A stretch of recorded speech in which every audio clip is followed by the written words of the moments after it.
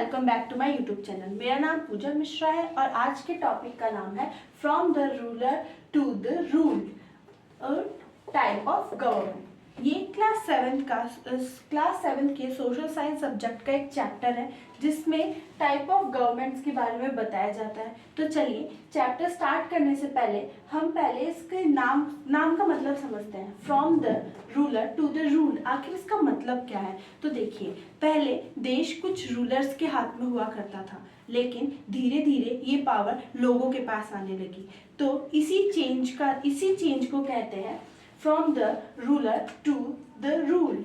अब हम आगे बढ़ते हैं, चैप्टर के बारे में समझते हैं कि आखिर इस चैप्टर में क्या बताया गया है। इस चैप्टर में गवर्नमेंट के बारे में बताया गया है कि गवर्नमेंट क्या होती है।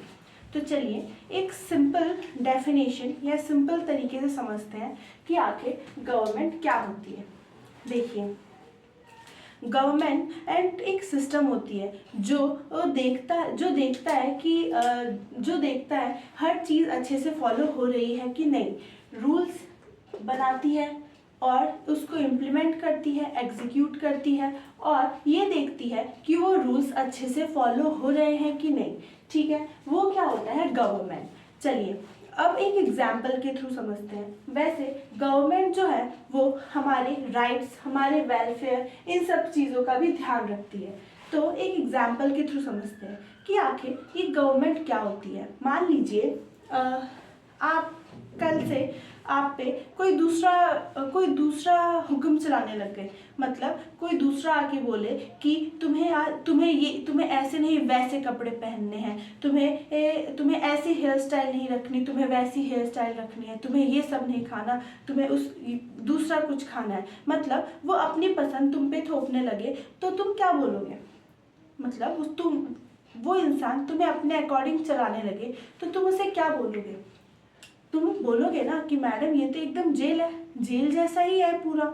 ठीक है, तो गवर्नमेंट का काम होता है स्कूल की कमेटी के जैसा। मान लीजिए कि गवर्नमेंट जो है वो रूल बना रही है, उन्हें अप्लाई कर रही है, इंश्योर कर रही है कि हम उसे फॉलो कर रहे हैं कि नहीं, सब उसे फॉलो कर रहे हैं कि नहीं। जो नहीं फॉलो करता, जो दूसरों को परेशान करता है, उनको वो पनिश करती है। तो गवर्नमेंट का मतलब ये है जो रूल बनाए, जो उसने एग्जीक्यूट करे और जो ये चीज़ का ध्यान रखे, जो हमारे वेलफेयर्स का ध्यान रखे, जो ये ध्यान रखे कि लोग उस रूल को फॉलो करें या ना करें, कर रहे हैं या नहीं कर रहे हैं। तो रूल्स ऐसा नहीं कि कुछ भी हमें पसंद नहीं आ रहा तो वो रूल बना दिया, ऐसा नहीं कि हमें ज़बरदस्ती ये खाने को बोल दिया ऐसा कुछ रूल नहीं। वो रूल बनाते हैं हमारे अकॉर्डिंग कि हमारी राइट्स क्या है, हमारे ड्यूटीज़ क्या है, इसके अकॉर्डिंग रूल्स बनाते हैं। हम कुछ इलीगल एक्टिविटी ना करें, इसके अकॉर्डिंग ये रूल्स बनाते हैं गवर्नमेंट। ठीक है, एग्जाम्पल के थ्रू हमने समझ लिया गवर्नमेंट क्या है। तो चलिए अब हम समझते हैं कि आखिर डेमोक्रेसी क्या है। इसका भी एक एग्जाम्पल देती हूँ। सोचो एक स्कूल है जहाँ पर डेली टाइम टेबल्स बनते हैं। ठीक है, सब क्लासेस वाइज टाइम टेबल बनते हैं, मिड डे मील सर्व होता है, असेंबली स्पीकर डिसाइड किए जाते हैं कि नेक्स्ट डे असेंबली में कौन बोलेगा, और स्पोर्ट्स ऑर्गेनाइज होते हैं। तो बहुत सारा काम हो जाता है करने के लिए। तो जो हेड मास्टर हैं उन्होंने सोचा कि चलिए एक स्टूडेंट कमेटी बना दे ताकि हमारा काम आसान हो जाए और बच्चों को पता चले कि कैसे क्या वर्क होता है। ठीक है, तो उनके दिमाग में 3 आइडियाज़ आए कि सब स्टूडेंट हो, कि स्कूल स्टूडेंट कमेटी सभी बच्चे हो, ना कोई रिप्रेजेंटेटिव हो ना कोई लीडर हो, सभी बच्चे कमेटी का हिस्सा हो। पहला आइडिया ये आया। ठीक है, दूसरा आइडिया ये आया कि टीचर्स जो हैं वो उस कमेटी में जो भी बच्चे होने चाहिए उनको चूज करके उस कमेटी में डाल दें, स्टूडेंट कमेटी का मेंबर बना दें अपने पसंद के बच्चों को। ठीक है, फिर तीसरा आइडिया ये आया कि सब बच्चों को मौका दे कि उस कमेटी में उनके अकॉर्डिंग कौन कौन होना चाहिए, कौन कौन लीडर रिप्रेजेंटेटिव बनने के लायक है। ठीक है, तो इसमें सबसे अच्छा आइडिया कौन सा है? तो उस स्कूल में सबको सबसे अच्छा आइडिया वोटिंग का लगा कि वोट करके वो अपना रिप्रेजेंटेटिव और लीडर चुने। तो इसी को क्या बोलते हैं, डेमोक्रेसी। ठीक है, डेमोक्रेसी का मतलब कि हम अपना रिप्रेजेंटेटिव खुद चूज करें वोट देके। ठीक, अब हम आगे चल के एक मतलब और समझते हैं कि हम व्हाट मेक गवर्नमेंट डिफरेंट, इसके बारे में समझते हैं कि व्हाट मेक्स गवर्नमेंट डिफरेंट। देखिए हर कंट्री में गवर्नमेंट सेम नहीं होती, हर कंट्री में डिफरेंट डिफरेंट गवर्नमेंट वर्क करती है, उनका डिफरेंट डिफरेंट काम होता है, उनका डिफरेंट डिफरेंट पार्ट होता है, उनका डिफरेंट डिफरेंट स्ट्रक्चर होता है। तो चलिए हम बात करते हैं कि आखिर कैसे, मतलब कैसे डिफरेंट होती है वो। इसके 4 रीज़न है। पहला, पावर। पावर डिसाइड करता है कि किस टाइप का गवर्नमेंट है। ठीक है, पावर के अंदर मान लीजिए लोगों का पावर। ठीक है, लोगों का पावर जैसे इंडिया में है, पीपल के पास पावर है। ठीक है, वो अपना रिप्रेजेंटेटिव चूज करते हैं वोट से। दूसरा, राजा की पावर, मतलब मान लीजिए उस कंट्री में राजा की पावर चलती हो, राज का शासन हो। ठीक है, और या तो फिर उस कंट्री में रिलीजन का ज़्यादा बोलबाला हो, भगवान के नाम पे लोगों को डरा के रखा जाए, भगवान के नाम पे लोगों पर रूल किया जा रहा हो। हाँ, ऐसे हो सकता है। ठीक है, दूसरा इसका रीज़न है कि गवर्नमेंट कैसे बनती है। इसका रीज़न ये भी है कि आखिर उस कंट्री में या फिर हर कंट्री में गवर्नमेंट कैसे बनती है। इस बेस पर भी डिफरेंट गवर्नमेंट है, ये हम पता लगा सकते हैं। देखिए गवर्नमेंट कैसे बनती है इन द सेंस कि क्या वो गवर्नमेंट वोट दे के बनती है या फिर राजा का बेटा ही राजा बनता है। ठीक है, तीसरा, अब हम बात करते हैं कि तीसरा रीज़न क्या है जिससे हम पता लगा सके कि कैसे डिफरेंट है ये गवर्नमेंट।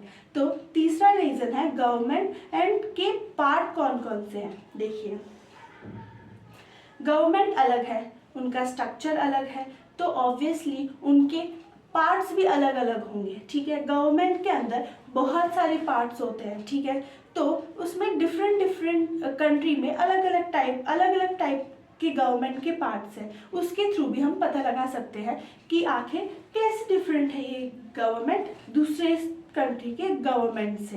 ठीक, तीसरा पार्ट है गवर्नमेंट किसके लिए काम करती है। ये भी एक इम्पॉर्टेंट पार्ट है कि गवर्नमेंट लोगों के लिए काम करती है, हमारे लिए काम करती है, या केवल पावरफुल लोगों के लिए काम करती है। इसके हेल्प से भी हम पता लगा सकते हैं। ठीक है, नेक्स्ट हम बात करते हैं democratic government around the world के बारे में। तो देखिए हमने बात की है डेमोक्रेसी की पहले। ठीक है, डेमोक्रेसी का मतलब हम खुद अपने रिप्रेजेंटेटिव लीडर्स को चुन सकते हैं। ठीक है, जो हमारे लिए रूल बनाए, हमारे वेलफेयर का ध्यान रखें। तो डेमोक्रेसी बहुत पॉपुलर सिस्टम है, बहुत पॉपुलर सिस्टम है, लेकिन इसके भी 2 फॉर्म्स हैं। पहला फॉर्म है डायरेक्ट डेमोक्रेसी, दूसरा फॉर्म है रिप्रेजेंटेटिव डेमोक्रेसी। अब डायरेक्ट डेमोक्रेसी क्या होता है, देखिए डायरेक्ट डेमोक्रेसी में हर सिटीजन के पास डिसीजन लेने का हक होता है, हर सिटीजन को बोलने का, हर सिटीजन को डिसीजन लेने का हक होता है, ऐसे हम बोल सकते हैं। वो हर चीज़ में खुद के डिसीजन खुद ले सकते हैं। लेकिन सोचो अगर हर छोटी छोटी बात पर स्कूल में लोग वोटिंग करना स्टार्ट कर दे तो क्या ये सही है? क्या हमारे पास इतना टाइम है? उसमें कितना टाइम लगेगा? तो ये चीज़ डायरेक्ट डेमोक्रेसी केवल उन कंट्रीज में होती है जो छोटी होती है, जैसे कि मान लीजिए स्विट्जरलैंड हो गया, वो छोटी है तो उधर डायरेक्ट डेमोक्रेसी होगी। अब बात करते हैं रिप्रेजेंटेटिव डेमोक्रेसी की। रिप्रेजेंटेटिव डेमोक्रेसी, इसमें लोग अपने रिप्रेजेंटेटिव खुद चुनते हैं with the help of votes. Vote के हेल्प से हम अपने रिप्रेजेंटेटिव खुद चूज करते हैं। तो जो हमारे लिए लॉ बनाती है, जो हमारे लिए डिसीजंस लेते हैं, जैसे कि मान लीजिए इंडिया है। इंडिया क्या है? रिप्रेजेंटेटिव डेमोक्रेसी है। ठीक है, यहाँ पे हम अपने रिप्रेजेंटेटिव्स को चुनते हैं, लीडर्स को चुनते हैं जो हमारे लिए डिसीजंस लेते हैं।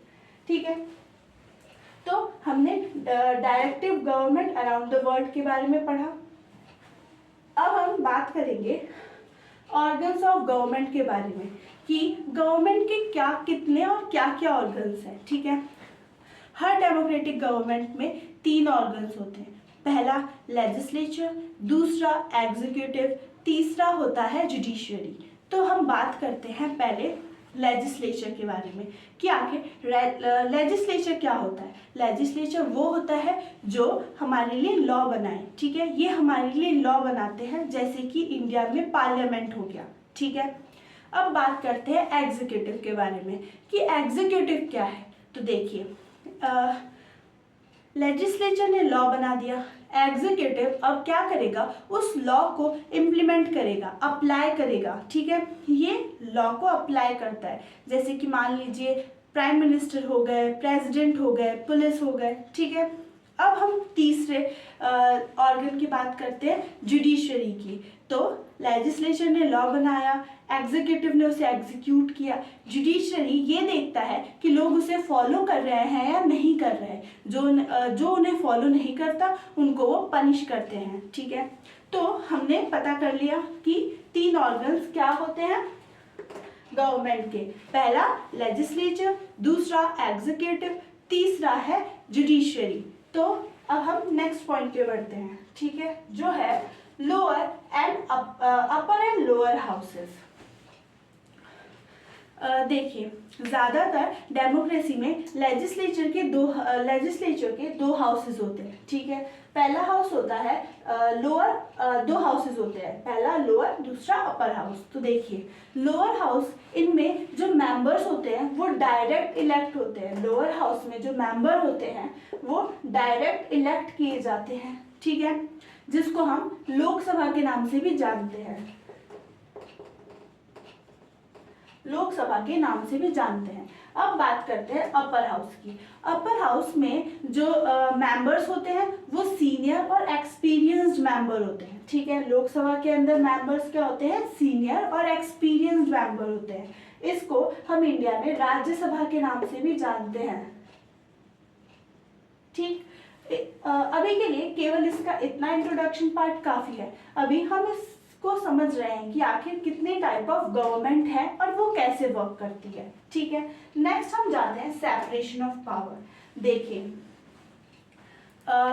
लोग पावर का मिसयूज बहुत आसानी से कर लेते हैं, ठीक है। तो इसलिए सेपरेशन ऑफ पावर बनाया गया, ठीक है, कि जो ये हाउसेस है, मान लीजिए 3 हाउसेस है, लेजिस्लेचर, एग्जीक्यूटिव और जुडिशरी, इन तीनों के पावर को सेपरेट रखा गया है। ये तीनों एक दूसरे के काम में इन्वॉल्व नहीं होते, एक दूसरे के काम में दखल नहीं देते, एक दूसरे को कंट्रोल नहीं करते हैं।